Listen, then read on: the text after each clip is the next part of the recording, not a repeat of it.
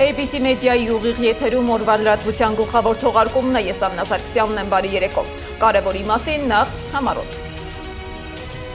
ՀՌՀ անդամ լիազորությունների հարցը քաղաքական բախման պատճառ, դաշնակցության անցյալից մինչև իշխանության ներկա, պատմական մեղադրանքներ ազգային ժողովի ամբիոնից։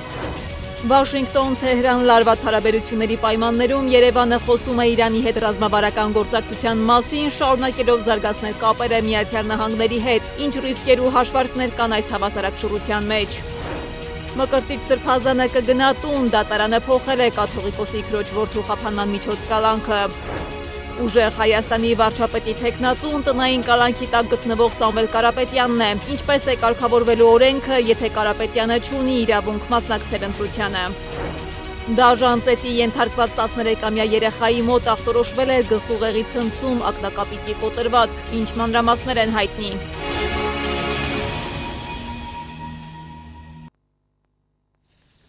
Մկրտիչ Սրբազանը կգնա տուն, դատարանը փոխել է Մկրտիչ եպիսկոպոս Պրոշյանի խափանման միջոցը։ Նրա նկատմամբ նշանակվել է տնային կալանք։ Հիշեցնեմ, որ Մկրտիչ Սրբազանը վեհափառի քրոջ որդին է։ Նրան կալանավորել էին հոկտեմբերի 16-ին իբր ընտրական իրավունքին խոչընդոտելու, իշխանական կամ ծառայողական լիազորությունները օգտագործելու եւ հավաքներին մասնակցելուն հարկադրելու մեղադրանքով։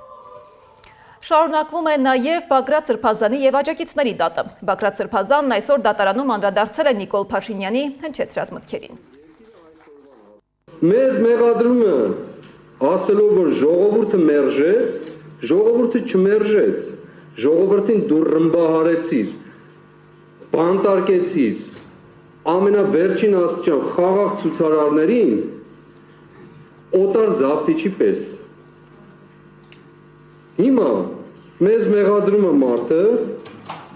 մի մարդ,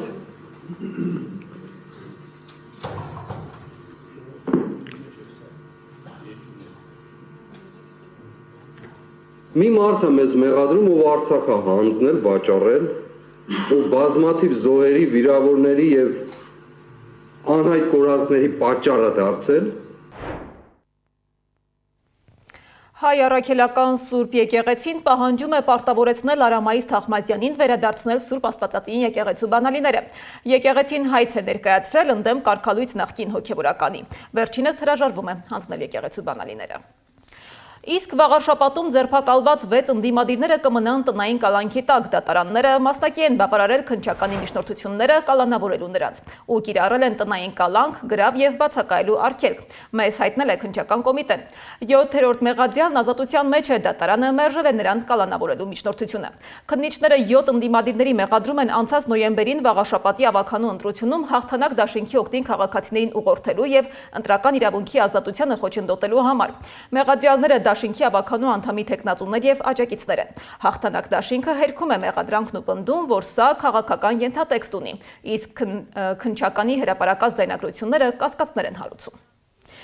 Ուժեղ Հայաստանի վարչապետի թեկնածուն տնային կալանքի տակ գտնվող Սամվել Կարապետյանն է։ Այսօր կուսակցության համաժողովում հայտարարել է նրա եղբորորդին Նարեկ Կարապետյանը։ 60-ամյա գործարարը սակայն երկքաղաքացի է եւ գործող օրենքով չի կարող ոչ վարչապետի, ոչ էլ падգամավորի թեկնածու լինել։ Սահմանադրությունը ունի 148 հոդված, ազգային ժողովի քվեարկությամբ է փոխվելու այդ դրույթը։ Ընտրություններից 20 օր անց ազգային ժողովի առաջին նիստին անմիջապես հանդես կգանք համապատասխան օրենսդրական փոփոխության որոշմամբ։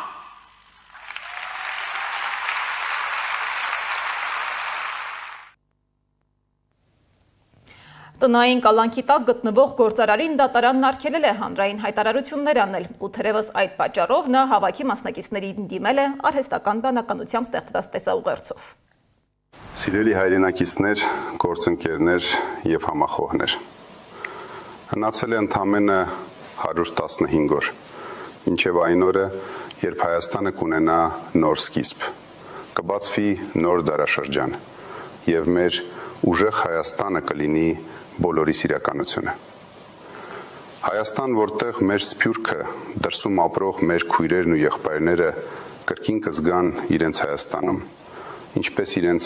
ամենալավ ու ամենաապահով տանը։ Մեզ համար առաջնահերթություն է լինելու ոչ թե Սփյուռքից նվիրատվությունները, այլ Հայաստանի հետ իրական էմոցիոնալ կապը։ Հայաստան, որը կունենա պրոֆեսիոնալ, անկախ ու խելացի դիվանագիտություն։ Զուգահեռ ազգային ժողովում լարված մթնոլորտ էր։ Հեռուստատեսության և ռադիոյի հանձնաժողովի անդամ Հակոբ Հակոբյանի լիազորությունների դադարեցման նախագիծը դարձավ իշխանություն ընդդիմություն հերթական սուր առճակատման պատճառ։ Ընդդիմությունը պնդում է, որ խնդիրը ոչ թե պաշտոնյայի կարծիքն է, այլ նրա վարքագիծը և քաղաքական չեզոքության խախտումը։ Իշխանությունն էլ հակադարձում է, թե խոսքը պատմական պատասխանատվության և քաղաքական գնահատականների մասին է։ Լեզվակռիվ, փոխադարձ մեղադրանքներ և պատմական հիշատակումներ։ Ինչի շուրջ էր իրական վեճը, դիտենք ռեպորտաժում։ Լեզվակռիվ, ռետորական հարցեր, պատմական հիշատակումներ։ Երկրի օրենսդիր մարմնի ամբիոնում հիշեցին դաշնակցության անցյալը ՔՊ-ի ներկան ու տեղի ունեցավ պատմական մեղքերի ամենաթեժ բախումը։ Ազգային ժողովում քննարկվում էր ՀՌՀ անդամ Հակոբ Հակոբյանի լիազորությունների դադարեցման նախագիծը Հայաստան խմբակցության առաջարկով։ Թեժ հակադրություններ տեղի ունեցան թե ընդդիմադիր, թե իշխող խմբակցությունների միջև։ Առերևույթ կարող է թվալ, թե Հակոբ Մովսեսն ու Տիգրան Հակոբյանը իրենց պաշտոնի իրավական և սոցիալական բարձր պատասխանատվությունն ու վարքականոնի բարձր նշաձողը արհամարում են, բայց ես այդպես չեմ գնահատում, ոչ։ Նրանք պարզապես կանաչ լույս ունեն այդպիսին լինելու համար, ինչը հիմնավորվում է նաև ՔՊ պատգամավորների 3 և այսօր հնչած օրենքի հետ 0 առնչություն ունեցող և սահմանադրությունը ոտնատակ անող պահվածքով։ Լիլիթ Գալստյանը նկատեց, ՀՌՀ անդամները երդվել են հավատարիմ լինել սահմանադրությանը և հենց դրա համար են վարձատրվում։ Անցնելով քաղաքական զսպվածության բոլոր սահմանները, ՀՌՀ նախագահը իշխանահաճո քաղաքական գնահատականներ և քննադատություններ հնչեցնում ընդդիմության, հայաստանյաց առաքելական եկեղեցու, ազգային ինստիտուտների նկատմամբ։ Տիգրան Հակոբյանը, ով ի պաշտոնե քաղաքական չեզոքության և բազմակարծության երաշխավորը պիտի լիներ, փաստորեն վերածվել էր քաղաքական մեկնաբանի և իշխանական նարատիվների քարոզչագործիկը, այսինքն պրիմիտիվ պրոպագանդիստի։ Դաշնակցական Գեղամ Մանուկյանն էլ նկատեց, որ քննարկումն իրականում դաշնակցության հետ կապ չունի։ Այն հեռուստառադիո հանձնաժողովի անդամ Հակոբ Հակոբյանի վարքի մասին է, ոչ թե մի հարցազրույցի, որում Հակոբ Հակոբյանը դաշնակցությանն է վատաբանել։ Մանուկյանի դիտարկմամբ Հակոբ Հակոբյանով չի սկսվել դաշնակցության ատողների շարքը, Հակոբ Հակոբյանով էլ չի ավարտվելու։ Պարոն Հակոբյանը երկու օրվա մեջ իր խոսքում մի բառ շատ հաճախ օգտագործեց։ Դա ադապտացիան է։ Այսինքն բոլոր իրավիճակներում հարմարվելը։ Հիմա կոչանում դաշնակցություն հարմարվի այս վիճակին, հա, հարմարվենք գլուխներս կախ, ասենք ինչ արարածար, ինչ բան, ինչ հայրենիք, էս ավ ու վերջ, սահմանափակվենք։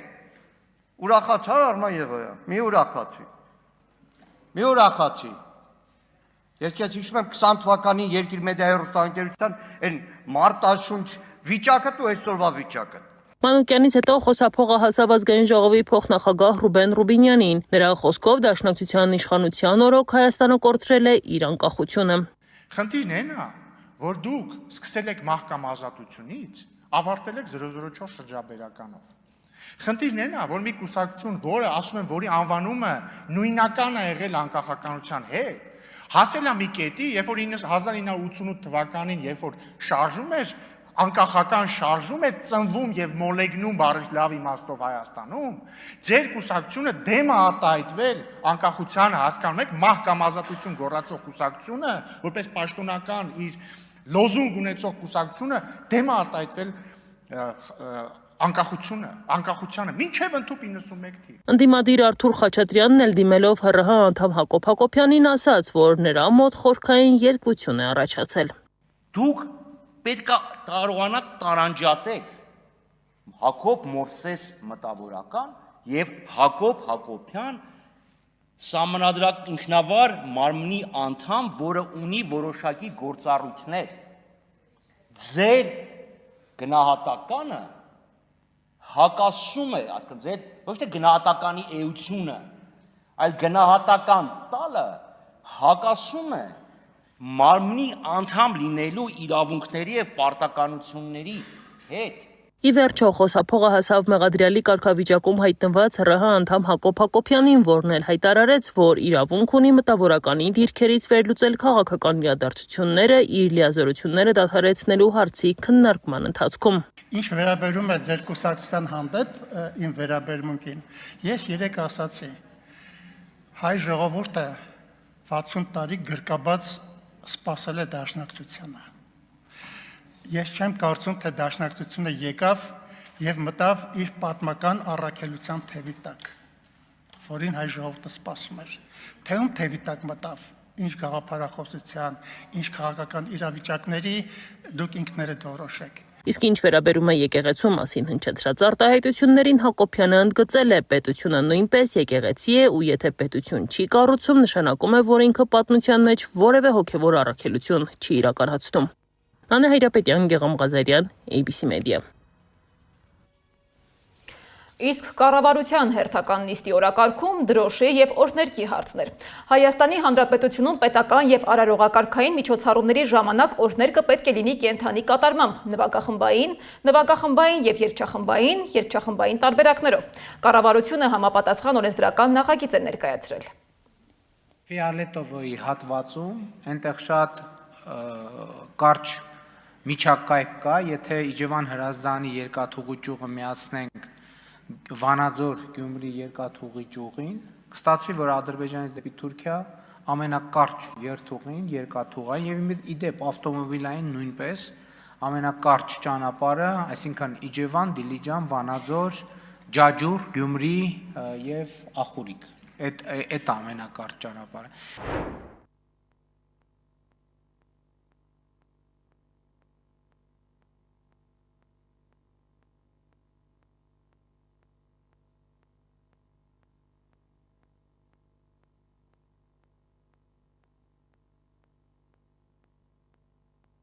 Մի շարք գերատեսչություններ ունեն նվագախմբեր, երգչախմբեր, նրանք ովքեր չունեն նվագախմբեր եւ երգչախմբեր, թող հրավիրեն նվագախմբեր եւ երգչախմբեր, որպեսզի նրանք այդ կատարեն, որովհետեւ հիմա կներեք այդ մանրամասների մեջ մտնելուց, եթե տենց միջոցառումը, որ օրհներգը պետք է հնչի, նշանակում է այդ միջոցառումը որոշակի բյուջե նաեւ ունի, կարելի է այդ բյուջեից ուրիշ ատրիբուտների ավելի քիչ տրամադրել եւ հրավիրել երգչախմբերի, նվագախմբերի։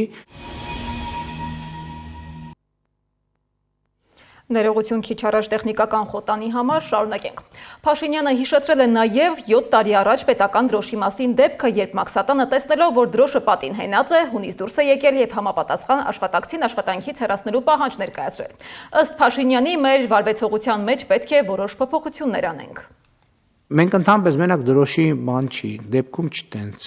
ամեն ինչի դեպքում է տենց, որ դրոշ տանում ենք, միտեղ տնգում ենք, ասում ենք, էս ինչ լավ գործ արենք, հետո այդ դրոշը կմաշի, կճղվի, կքրքրվի, ինչ կլինի, որ այսինքն ոչ մեկի հոգսը չէ դա, մենք ընդհանրապես կարծում եմ պետք է արձանագրենք, որ ցանկացած բան ինքը սպասարկում է պահանջում, հետագա սպասարկում է պահանջում, այն որ դու ինչ որ մի բան ինչ որտեղ դրիր, դա վերջը չի, դա ընդհանրապես սկիզբն է։ Լոռու մարզի դպրոցներից մեկում ծեծի ենթարկված 13-ամյա աշակերտը այդ օստրի կոտրվածք է ստացել։ Նրան աշակերտներն են ծեծել։ Տղային սկզբում տեղափոխել են Սպիտակ բժշկական կենտրոն, այնուհետև Երևանի մասնագիտացված հիվանդանոցներից մեկը։ Տղայի առողջական վիճակի մանրամասները Սեդա Կյուրեղյանն է պարզել։ Ուղեղի ցնցում եւ ակնակապիճի շրջանում կոտրվածք։ Այս ախտորոշումով է մոր ու հարազատների հետ շտապօգնության մեքենայով Սպիտակի բժշկական կենտրոն, ապա Երևանի Վիկմոր կենտրոն տեղափոխվել Լոռու մարզի 13-ամյա բնակիչը։ Մայրը պատմել է, համադասարանցիներն են ծեծել իրենց որդուն։ Դեպքը փետրվարի 11-ին է տեղի ունեցել Լոռիի Ջրաշեն գյուղում։ Հետազոտվել է Սպիտակի բժշկական կենտրոնում, մասնագետների խորհրդատվություն, նյարդաբան, ռեանիմատոլոգ, վնասվածքաբան, բոլոր անհրաժեշտ հետազոտություններից բացի լրացուցիչ կատե հետազոտություն է արվել, վերջնական ախտորոշումը գլխուղեղի ցնցում եւ աճակնակապճի կոտրվածք տեղաշարժով։ Բժշկուհին նաեւ նշել է, միջադեպի մասնակից այլ երեխաներից ոչ ոք ոչ մի վնասվածք չի ստացել, բացի բժշկական կենտրոն բերված երեխայից։ Քննչական կոմիտեում նախաքննություն է ընթանում։ Դեպքի առթիվ նախաձեռնվել է քրեական վարույթ, քրեական օրենսգրքի 167-րդ հոդվածի 2-րդ մասի 4-րդ կետով։ Այն է առողջությանը միջին ծանրության վնաս պատճառելը։ եւ 247-րդ հոդվածի առաջին մասով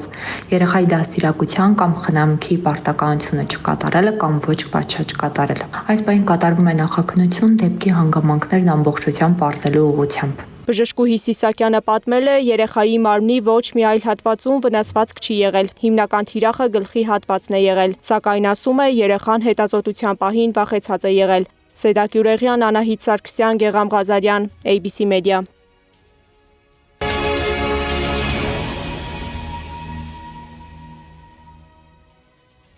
Տարածաշրջանը շարունակում է մնալ աշխարհաքաղաքական լարվածության կենտրոնում։ Այս պայմաններում Հայաստանը փորձում է գործընկերային հարաբերություններ պահպանել թե Վաշինգտոնի, թե Թեհրանի հետ, խոսելով նույնիսկ ռազմավարական գործակցության մասին։ Իսկ Երևանը հստակ ձևակերպել է արդյոք իր շահը։ Կարող է արդյոք Երևանը միաժամանակ խորացնել կապերը երկու հակադիր բևեռների հետ։ Լսենք ինչ են ասում փորձագետները։ Հայաստան-Իրան ռազմավարական գործակցության փաստաթուղթ կարող է ստորագրվել այս տարվա ընթացքում։ Այս մասին հայտարարել է Հայաստանում Իրանի դեսպան Խալիլ Շիրգոլամին, նշելով, որ փաստաթուղթը նախատեսվում է ստորագրել վարչապետ Նիկոլ Փաշինյանի Թեհրան այցի շրջանակում։ Սակայն ինչ է ենթադրում ռազմավարական համագործակցությունը այս փուլում։ Տարածաշրջանը լարված է։ Միացյալ Նահանգներ-Իրան հարաբերությունները կրկին սրված են։ Վաշինգտոնը մեղադրում է Թեհրանին, Թեհրանը Վաշինգտոնին։ Միաժամանակ Հայաստանը խորացնում է հարաբերությունները Միացյալ Նահանգների հետ։ Իրականացվում է TRIP ծրագիրը, իսկ խաղաղության օրակարգը շարունակում է վերաձևել տարածաշրջանային ուժերի հաշվեկշիռը։ Եթե այս 35 տարվա ընթացքում երևի 35 մեծ փաթեթ կա հայ-իրանական համաձայնագրերի, որոնցից մեկը երևի ավել իրականացված չունի, այնպես որ շատ ժամանակ դրանք պարզապես դիվանագիտական բնույթ են կրում։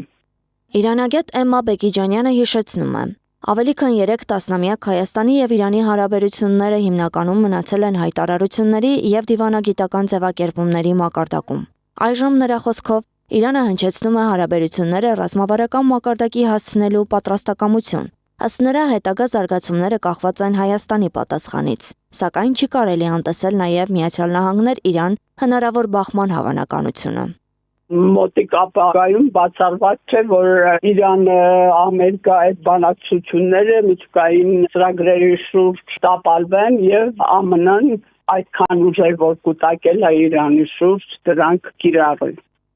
Բեկիջանյանի խոսքով ռազմավարական համաձայնագիրը պետք է հիմնված լինի հստակ ռազմավարական շահերի վրա, մինչդեռ այս պահին դժվար է տեսնել Հայաստանի շահը։ Նրա գնահատմամբ խաղաղության օրակարգում համընկնում են Միացյալ Նահանգների, Ադրբեջանի եւ Իսրայելի ռազմավարական շահերը։ Հայաստանը ռազմավարական փաստաթուղթ է ունեցել Ռուսաստանի հետ, այժմ նաեւ Միացյալ Նահանգների։ Հարց է, Իրանի դեպքում ռազմավարական ձևակերպումն իրական բովանդակություն կունենա, թե կմնա թղթի վրա։ Ալիևն է բազմիցս հայտարարել է, որ այն ինչ դուք տեսնում եք, ընդհանրապես այսպերքի գագաթն է Իսրայել-Իրան, Իսրայել-Ադրբեջան փոխհարաբերություններով։ Իսկ հիմա այս դեպքում այսօրվա դրությամբ Թրամփը Իսրայելի Նեթանյահուի կոնկրետ վարչապետ Նեթանյահուի բոլոր ցանկությունները գրեթե կատարում են։ Իրանի խորհրդարանի նախկին պատգամավոր Կարեն Խանլարյանը սակայն իրավիճակը դիտարկում է այլ տեսանկյունից։ Նա չի բացառում ռազմավարական գործընկերության ձևավորումը, պայմանով, որ Վաշինգտոնն ու Թեհրանը կարողանան խուսափել ռազմական բախումից եւ պահպանել բանակցային գործընթացը։ Կարող է միանգամից դադարեցվի այս բանակցային գործընթացը Իրանի եւ ԱՄՆ-ի միջեւ, ինչպես դա պատահեց անցյալ տարի։ Այսինքն Վիտկոֆի հետ նույն ձևաչափով բանակցության մեջ էր պարոն Արախչին, արտգործնախարարը Իրանի, որ Իսրայելը միանգամից արձակումներ իրականացրեց։ Խանլարյանի խոսքով այս փուլում Հայաստան-Իրան հնարավոր ռազմավարական գործակցությունը չի հակասում Հայաստան-Միացյալ Նահանգներ հարաբերություններին, սակայն ամեն ինչ կախված է Իրանի եւ Միացյալ Նահանգների միջև ընթացող բանակցություններից, որոնց ապագան դեռևս անորոշ է։ Իրան-Հայաստան փոխհարաբերությունները միշտ սպეციფიկ են եղել դրկիզության եւ հարևանության լույսի տակ։ Ամերիկացիները, եթե Իրան-Հայաստան սպეციფიկ փոխհարաբերությունները լավ են հասկացել կամ միշտ այդպես է եղել այս վերջի 30 տարվա մեջ, եթե միշտ փորձել են հասկանալ ըմբռնումով մոտենալ, հարցերը գնացել ավելի նորմալ։ Իսկ եթե չեն հասկանում, որ այս սպეციფიկ պայմանները Իրան-Հայաստան փոխհարաբերությունների մեջ, այդ դեպքում սկսում են խնդիրներ ստեղծել։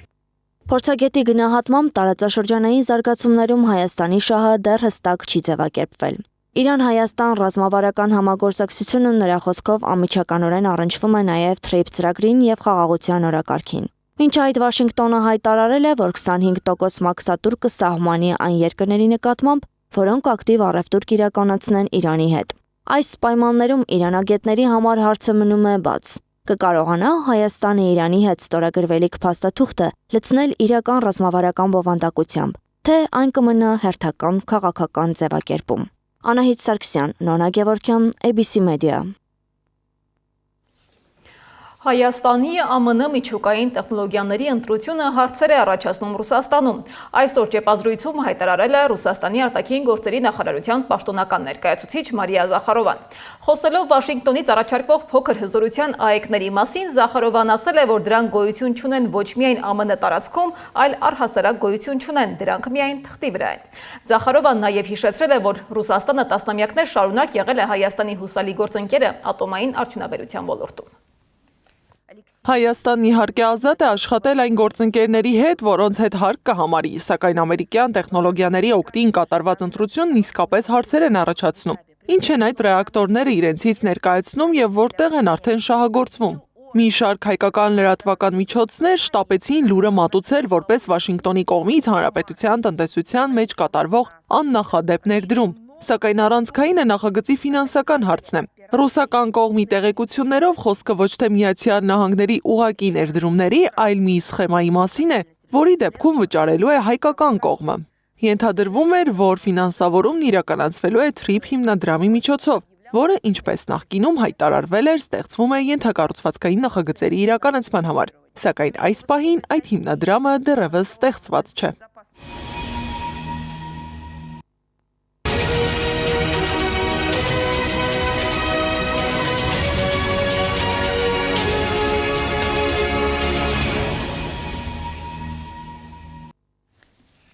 Թուրքիայի արտգործնախարար Հական Ֆիդանը հայտարարել է, որ Միացյալ Նահանգները պատրաստ է փոխզիջման գնալ Իրանի միջուկային համաձայնագրի հարցում եւ կարող է ճկուն լինել ուրանի հարստացման լիովին դադարեցումը պահանջելիս։